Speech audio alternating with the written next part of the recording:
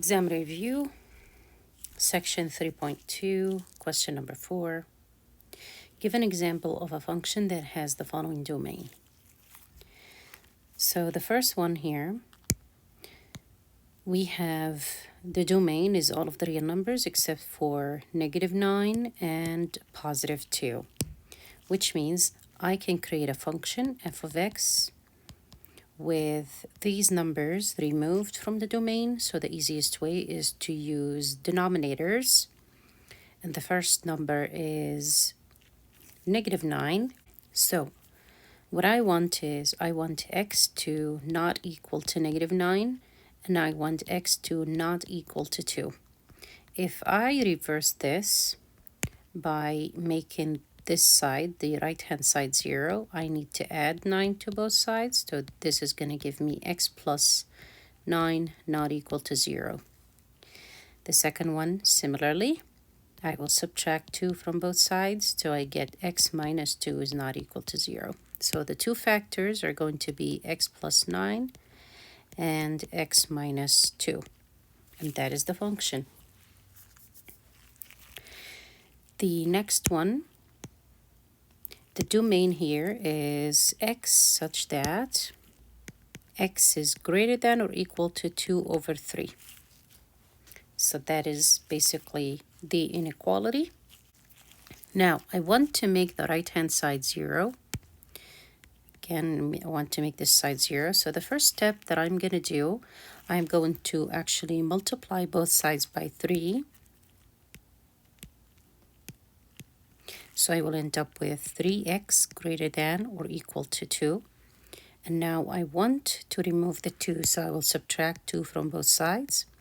So I will end up with 3x minus 2 is greater than or equal to 0. So what I'm doing here is basically reversing the process. And in this case, greater than or equal to 0, this is the square root function.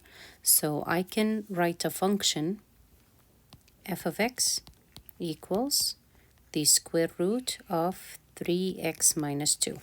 The third one, this is the inequality x is less than or equal to 2. Now, I want x to be greater than or equal to 0. So the first step that I am going to do is to multiply both sides by -1. If I multiply here by -1, multiply here by -1, I know this inequality is going to flip.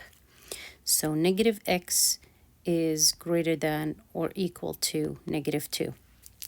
Then I will need the right-hand side to be 0. So I will add 2. And now if I simplify, it's going to be 2 minus x is greater than or equal to 0. And again, this is going to be the square root function. So the third function is going to be square root of 2 minus x. So all I'm doing here is reversing the process of finding the domain to find function for A, function for B, and a function for C. Question number 5. Find the domain and range of the function represented in the graph. So to find the domain, I need to find all of the x values that the function takes. So the easiest way is basically determine the first number the function takes, or the first x value the function takes, and the last value the function takes. Or else you can say this point is basically the point -3 and -2. And this point right here is the point 2 and 3. So as you can see here, the domain is the x values, like the start of the x value and the end of the x value. So this starts at -3 and goes all the way to 2, and the 2 is not included because of the open circle. And then to find the range, you're going to look at the y values. What is the lowest y value? What is the highest y value? So the range is equal to, the lowest y value is -2, and it's included because the circle is closed. And the highest y value is 3, and that is excluded because of the open circle. Okay, next one. So again, we're going to determine the endpoints here.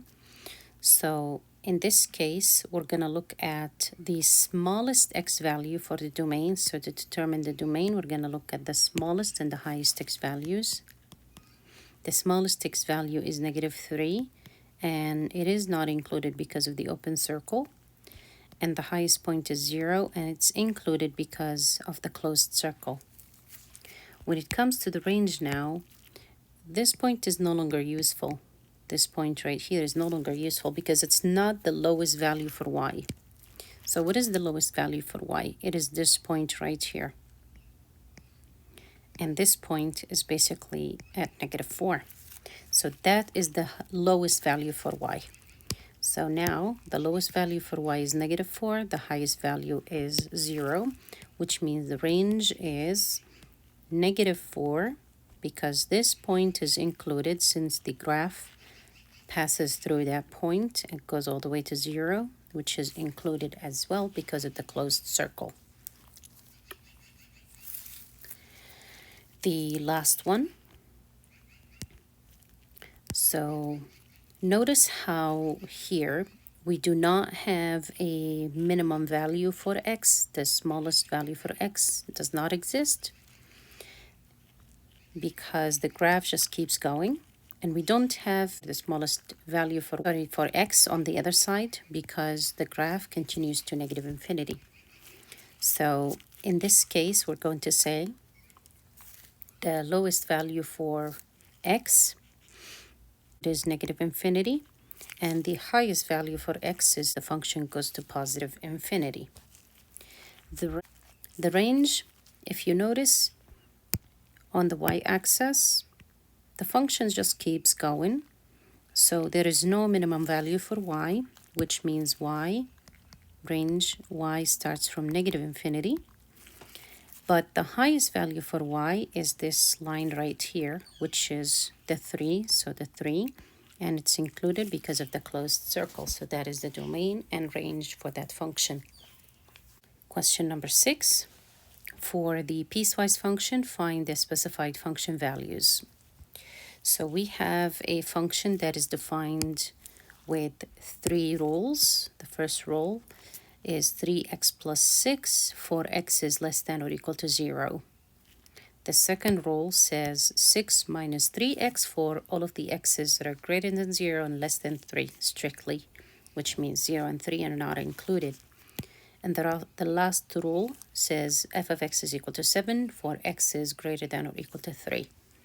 So in order to evaluate f of 2, we need to determine first whether 2 is in the first interval or second interval or third interval. And 2 here clearly is in the second interval, so I will use the pink rule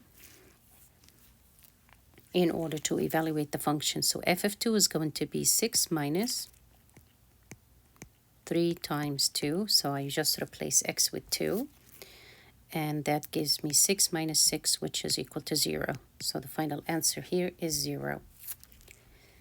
Next one, 0. 0 is basically in the first interval, which means I should use the green function rule to evaluate. So 3 times 0 plus 6, I replaced x with 0. That gives me 6 plus 0, which is equal to 6. f of 3. 3 is in the last one, in the last interval. So f of 3 is always going to be 7. So the answer here is 7. f of 10. 10 exists in the last interval. X is greater than or equal to 3. So f of 10 is also equals 7. f of -2. -2 exists in the first interval, number 1. So I will apply the first rule to the function. So 3 times -2 plus 6. That gives me -6 plus 6, which is equal to 0. So that is how you evaluate using piecewise functions. Question number 7, graph the piecewise function. So f of x is equal to -4 for x is greater than 1. And f of x is equal to -2 minus x for x is less than or equal to 1. So first of all, I know that this gives me a horizontal line at -4. And that horizontal line is going to have an open circle at the end on the interval for x is greater than 0. So immediately I can eliminate the first graph because this graph covers the interval x is less than or equal to 1. And that is not the interval I have here.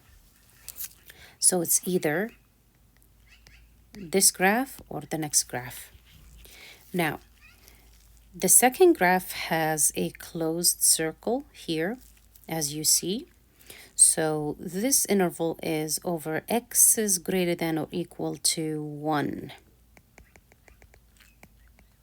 which eliminates the second one as well. And the third one is the one because this line is basically f of x is equal to -4. And it's on the interval x is greater than 1. As you can see, there is an open circle at the end. The other line, this line is basically the line of the function -2 minus x, and I can prove it. First, let's find the slope. The slope is rise over run. So going from left to right, rise is basically, let me say, I am going to work on this point and that point. So rise is going to be 1, 2, 3 in the negative direction. Run is going to be 1, 2, 3 in the positive direction. So -3 over 3. So the slope is equal to -3 over 3, starting from left to right always. And that is going to give me -1. And then the y-intercept, as you can see, it's equal to -2.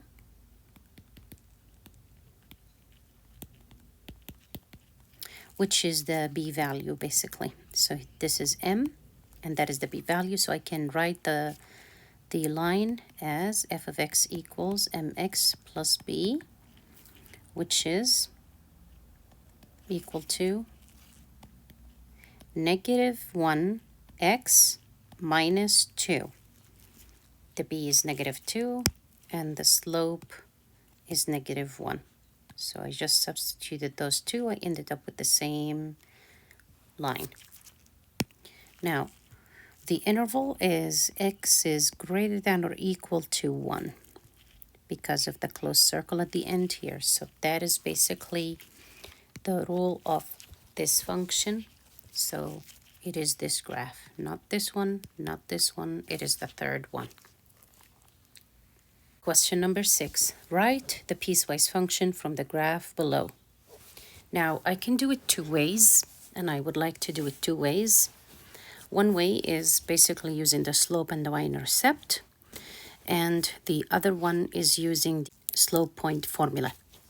The slope point formula is probably the easiest for many of you, but I will do it both ways because some of you like to take less time to solve questions.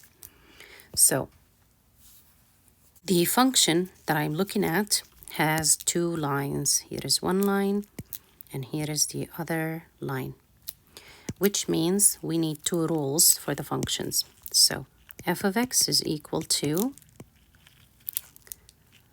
some function, let's begin with the left, some function over the interval. Let me determine the intervals here. So I will put a line where the functions are breaking, or the lines are breaking, and this number is going to be 1, so the x value here is 1. So the left side, or the yellow side, is basically x is less than 1 strictly because of the open circle here. The right side is x is greater than or equal to 1 because of the closed circle. So I will put for x less than 1 for the yellow, and then for the pink one, I will put the interval if x is greater than or equal to 1, if x is less than 1. Okay, now all I need to do is to find the rule for the pink line and to find the rule for the yellow line. So an easy way to do that is to determine 2 points on the line and to find the slope and the y-intercept. So I will try to erase this last one. This is the pink line. So I will take this point and I will see there is another point right here which has 4 and 5. When x is equal to 4, the y is equal to 5, and this point is basically 1 and 2. So to find the slope from left to right, I will find the rise. So here is the most left point. The rise is 1, 2, 3, positive. The run is 1, 2, 3, positive. So the slope here is equal to rise over run, which is 3 over 3, which is equal to 1. Alternatively, the other method is to find the slope using the 2 points that you have. So you're going to say y2 minus y1 over x2 minus x1. So it's going to be 5 minus 2 over 4 minus 1, which is 3 over 3, which is equal to 1. So that is first method. This is second method.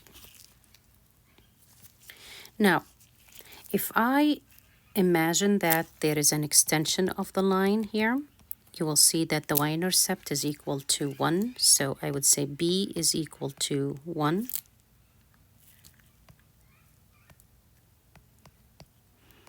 So the y-intercept is equal to 1.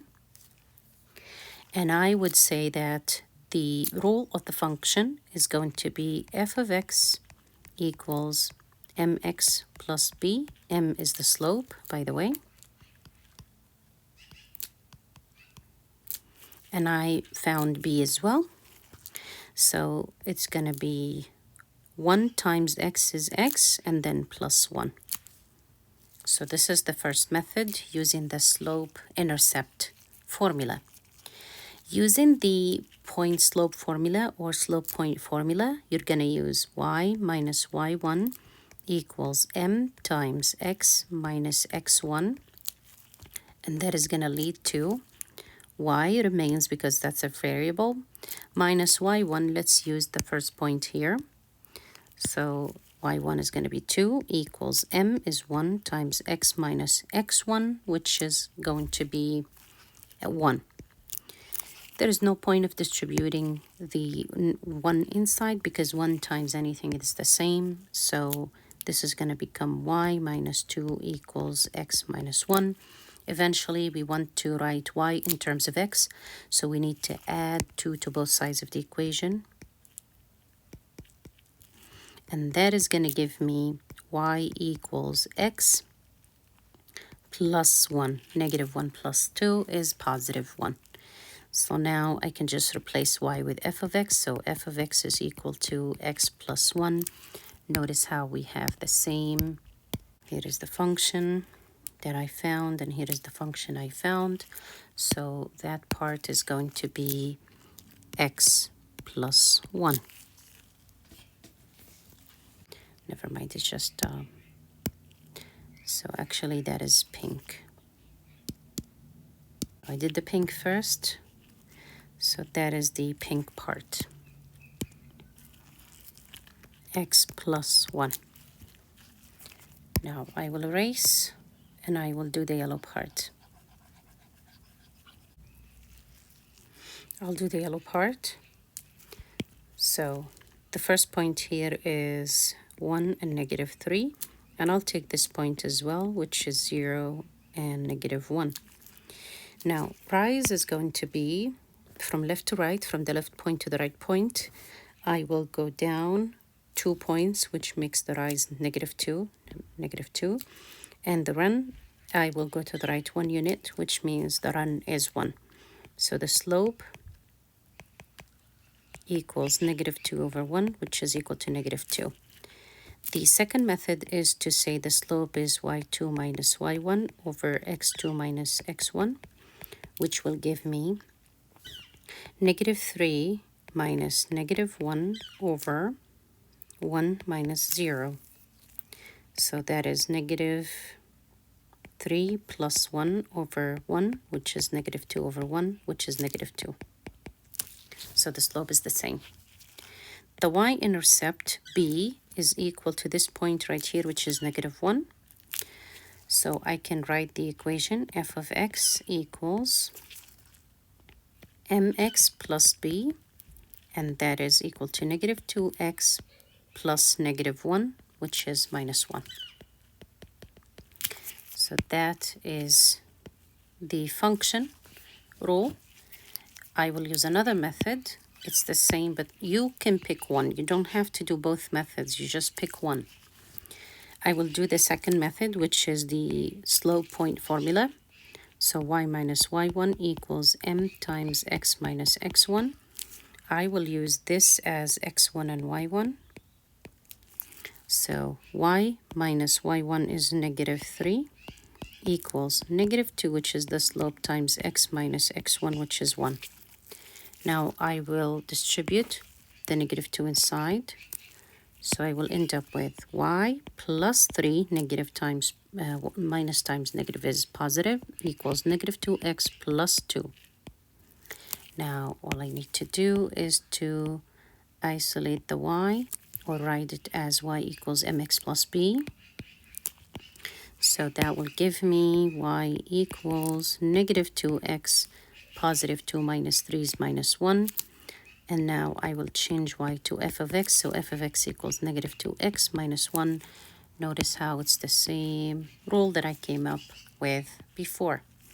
So the yellow part is going to be -2x or -2x minus 1 if x is less than 1. And that is how you're going to write equations for piecewise functions.